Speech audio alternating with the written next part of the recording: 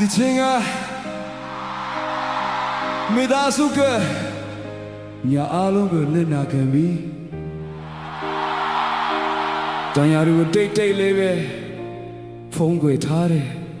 အဖေတွေတွေ့ပါ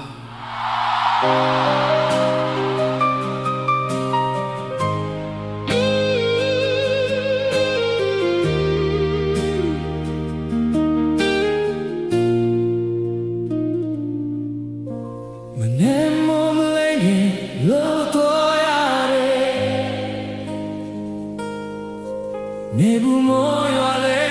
မနာရဲ့လက်တွေချမ်းပြီးခန္ဓာကိုယ်ပင်ပန်းပေမဲ့သာသမီမျက်နှာမြင်ရဲ့အားရှိတယ်သမင်းစားဝဲချွေတာခဲ့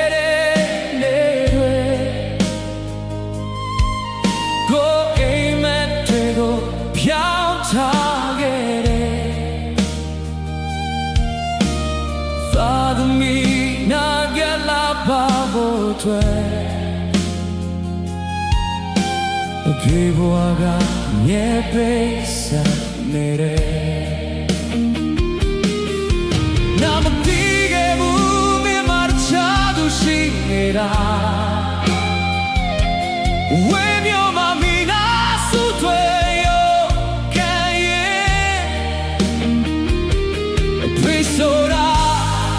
အမြဲတမ်းနောက်ဖေကပဲဖေဆိုတာမြတ်ရေကိုမပြတဲ့လူကြီးအောင်နှလုံးသားကလည်းပြုံးနေတဲ့သူမိသားစုတွေဘဝခုလုံးရင်ထားသူ